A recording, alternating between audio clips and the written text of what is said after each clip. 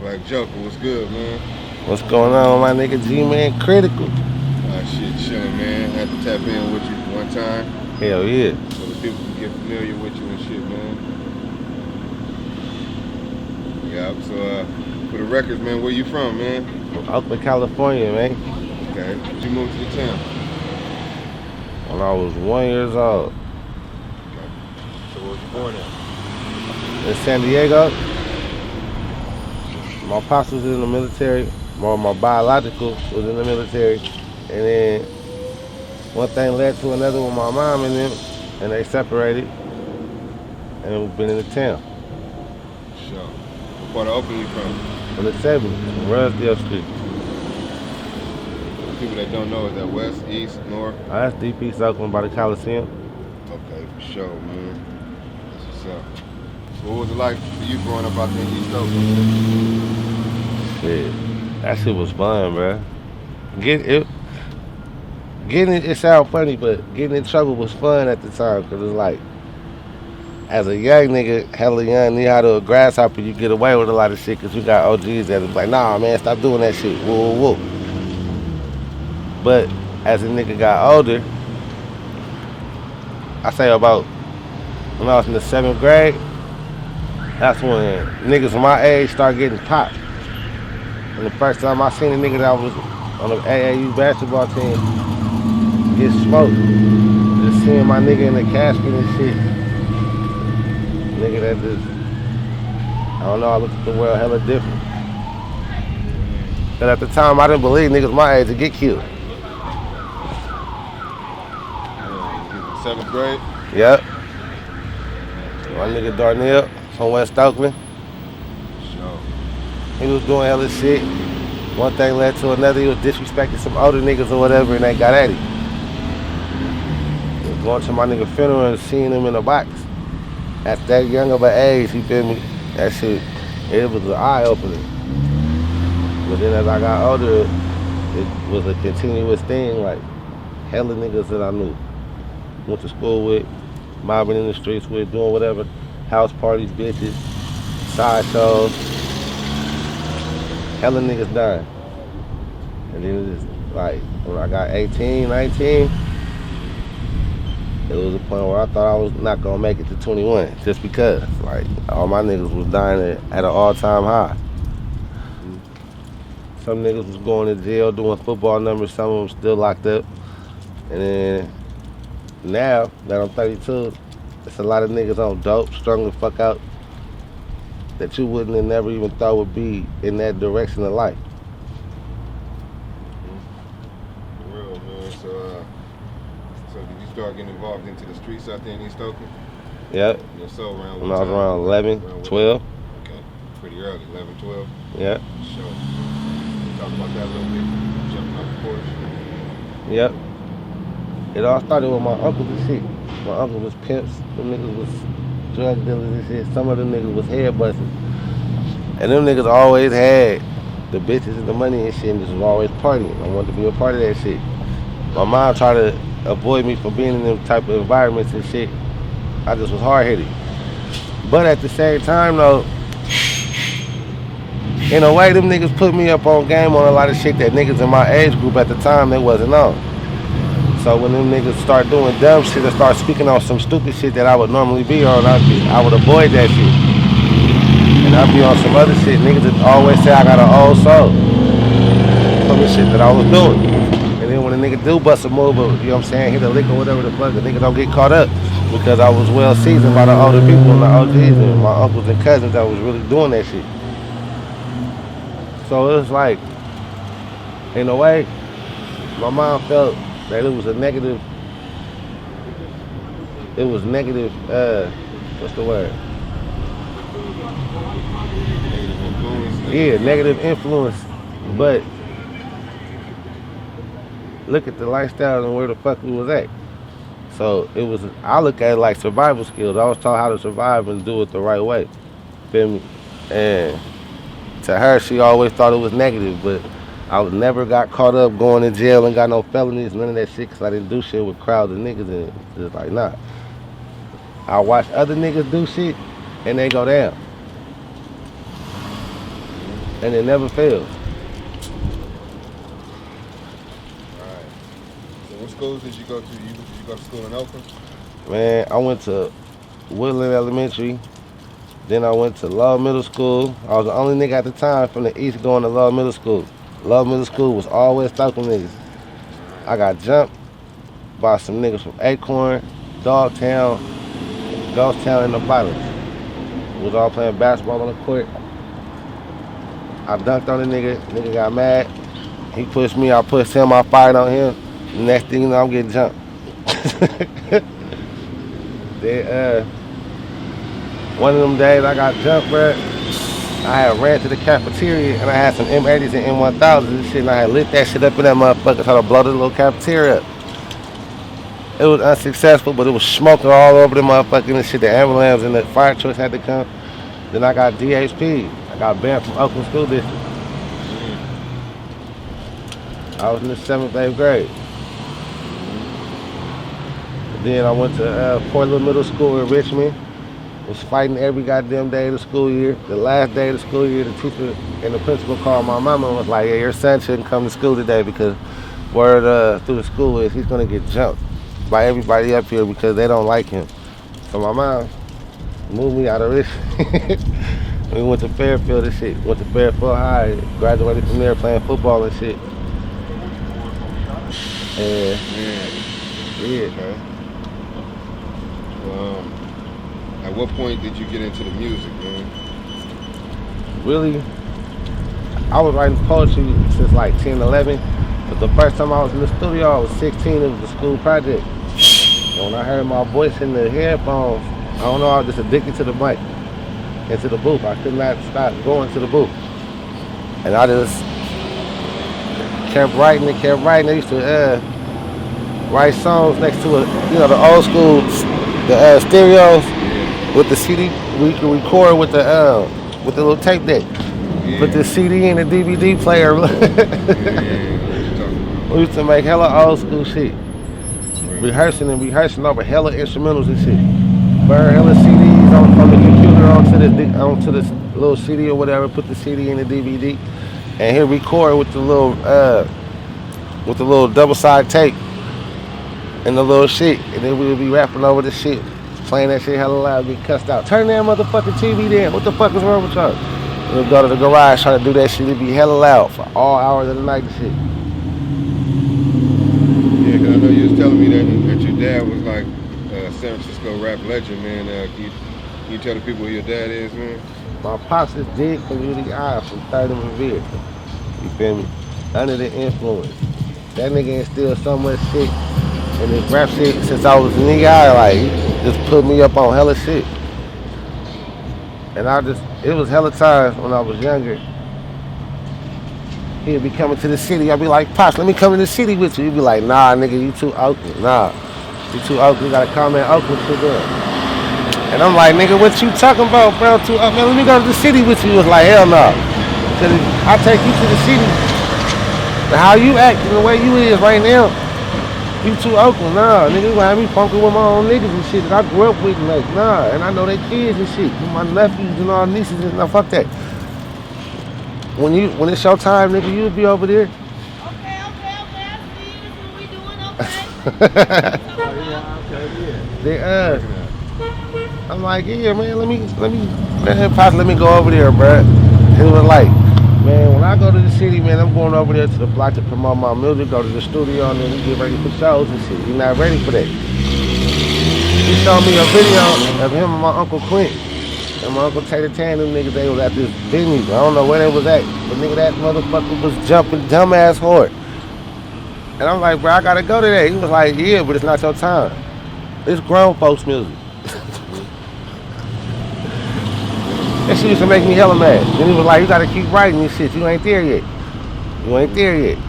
Keep writing. And every time I wrote something, he was like, nah, take this word out. Use this. Orchestrate it like this. You gotta flow with your shit. What type of crowd you wanna attract?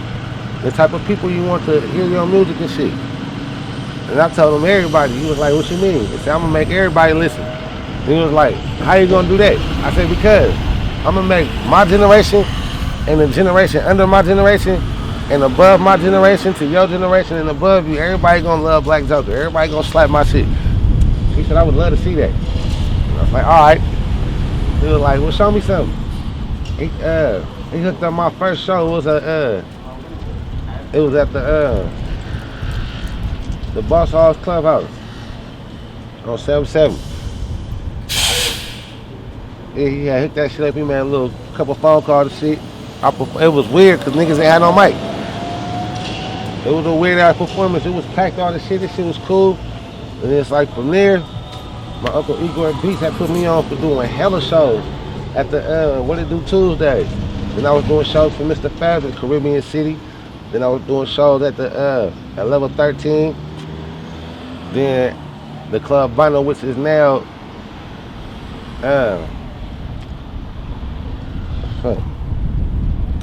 what the fuck they call that shit? It's right there.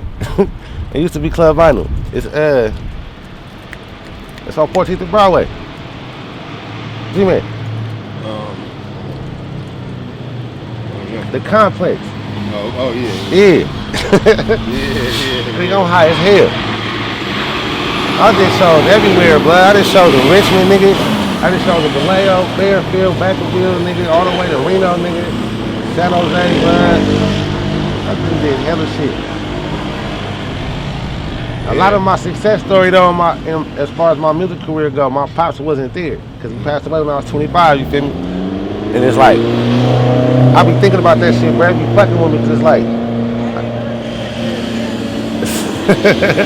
a lot of the shit that he told me, we were supposed to be doing together. You feel me? We was working on the Father Son project or whatever, but we never got to record that because my Uncle Lay, him and my pops was feuding over some royalties from back in the days or whatever the fuck. And he never let me go to the studio with him. And then like one thing led to another. He had that aneurysm and got sick. And then like they didn't catch it in time. But if they were to catch it, he wouldn't be the same. They just say he would be a vegetable, or you know what I'm saying, he would be slow and all type of crazy ass shit, like he wouldn't be normal. And then my mama, she didn't want to pull the plug in that for hella long, like she was praying over him, all type of shit. And I watched my pops nigga go from big to just like he deflated like a balloon, bro. And it was like my nigga got hella sick and passed away, bro. But it's like all the shit that he instilled in me and showed me for me through all the years. I ain't finna let that shit go down the drain, bro. Like hell no. That's 415 with no business, man. E14 to 3rd Street. For real, man. So yeah, when did you like start coming to San Francisco? When did you come out this way? I didn't start like fully being in the city till 2015, 2016. Before that, like I would come to the city, I'd get on board, go downtown to the TLs, go bust a move, get back on board, and that'd be it. But as far as being out here, it was 2015, 2016. Around the same year my dad died, but it was way before he died though, cause we started coming to 3rd Street, and he started showing me shit, and he introduced me to a few people. But the other people, he was like, you gonna meet them when it's your time. I'm gonna describe them to you, and you gonna know who they is from whatever I'm saying to you. They gonna end up saying some shit that I'm telling you, and you gonna know that's them. And I just remember, I don't forget a face. So it's hella motherfuckers that I seen. I remember we was on Revere Street at my grandpa Jesse's house, and we had drove down to LaSalle. What's up with it, cuz up? Are you just doing the interview right now? So, yeah, I'm ready for you whenever you're ready. Oh, I'm gonna hit you. I'm gonna hit you in your DM. All right.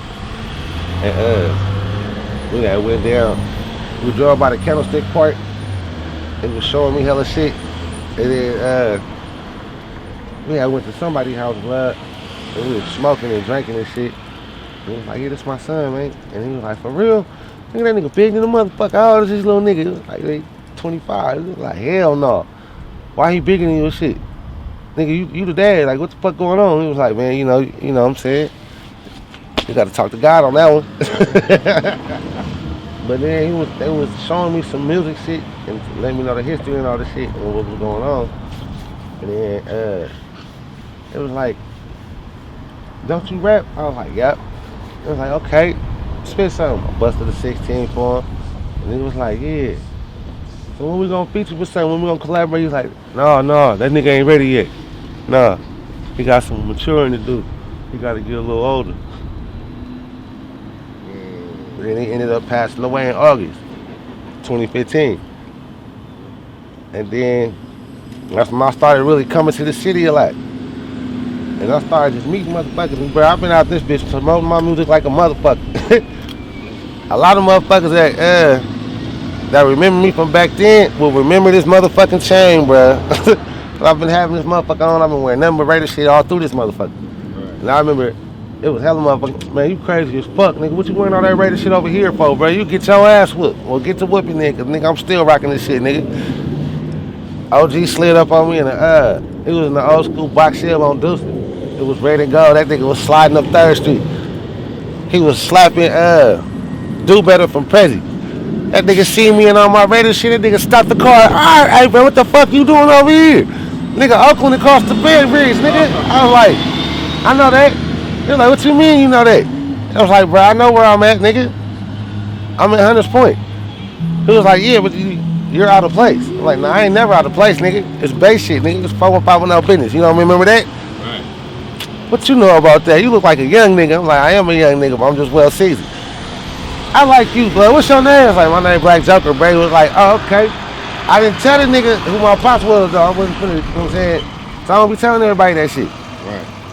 So cuz I was smashed off, a few days later, I see him again, and nigga was like, bro, you really be everywhere in the city. Like, what the fuck going on? I ain't never seen an Oakland nigga do that before.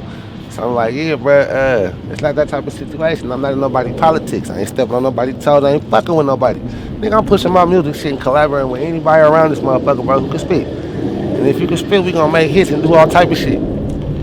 Bro was like, okay. Then that's when you feel me?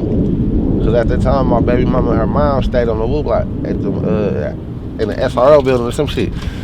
It's next to the, it's an SRO building, and then they just built some apartments right next to it. It's on 6th Street. Oh, yeah, that's Call it Prismo or some shit. Mm-hmm. But before that was there, nigga, the Woo Block was popping. Like, it was, nigga, the only thing I didn't like about that motherfucker, bro, was a million motherfuckers selling weed, bro. But everybody was getting their dope. But it was just how that shit was. It was cool, but then it wasn't cool, because then all of a sudden, the young niggas start doing dumb shit, attracting that unnecessary attention and shit, blood, doing hot ass shit to where you're fucking up the money. When you fuck up the money, bro, that's when problems come around and get extreme conflicts and shit blow out of proportion and be on some other shit. Then this niggas want to back up niggas, want to sit over there and set their own niggas up. Bro, I watched the motherfucker, both niggas put in on a big ass pack. They split this shit down the middle. This was on the Woo Block, bro. These niggas split this shit down the middle. This one nigga, he flipped every goddamn thing and all the shit. The other nigga, tricking the money off on bitches and smoking all the weed with bitches and pills and all this other shit. So then when it came back to putting the money back on the table and see what niggas got to go get a bigger pack. Then the motherfucker sat there and was like, hey nigga, this shit ain't adding up, blood. Why you like 2,500 short, nigga, what's going on? I was like, what you mean I'm 2,500 short? One thing led to another. The niggas just arguing, they fighting and shit. Then, the niggas start shooting at each other and shit. Dumbass shit. Yeah. Hot shit. Shit that I don't understand. Like, I am not from that generation. Like, nah, nigga. You know, for one, you don't smoke up your product. You don't get high on your own supply, for one. Definitely, man. You don't trick your shit off to no bitch. Right. And, nigga, you stay on top of your motherfucking, I don't give a fuck, where you supposed to pretend and act like you broke as fuck. Sure, to man. make sure you get every crumb, every motherfucking cent, every cent penny to $1, nigga, on my mama. Yeah. It ain't like that. It's been so much shit, nigga. It ain't like San Francisco is now named Go Ham City, nigga. I don't give a fuck what nobody say. You know, I'm Black Joker. You know what I'm saying? Not the Joker from Gotham and Batman. Fuck them motherfuckers. That's New York City. No disrespect to them niggas. But I'm talking about in the comic era. So, like, comically speaking, Gotham City's supposed to be New York, right? Shoot the T off. Bow. Replace it with an H. Go ham city. San Francisco. Nigga, everybody go ham around this motherfucker. From the motherfuckers with money to the motherfuckers with no money, to the women, to the children, to the dope fiends, nigga, to the animals, to everybody. Yeah. So yeah, one other thing I want to, me and you definitely gonna sit down some more and get more in depth about your career and your history. But I want you to let the people know about your record that you're working on right now. Oh man. Who you working with on there and everything. So the Barbarian Block Monsters Volume 1. It's 10 slappers on that motherfucker. It's featuring one of my niggas, Johnny De Niro, on a couple of them songs. My nigga Luxury Lex, my nigga Shady Brother Juju, and yeah. I don't be doing hella features and shit, but if I feature with a motherfucker, trust me, they go hard, they gas. Every song slap hard as fuck. Now this just, you know what I'm saying, this ain't the album or nothing like that, but it's been like 2.5, 3 years since a nigga dropped something and nobody heard me come out with no music and nothing, so I guess y'all thought I fell off. But I didn't. I'm back in the mix like I never left. So, with that being said, stay tuned, man, cause we got that TNT blowing up this hustle like it's an explosive. For sure, man. That Turkey Taylor. Hell yeah.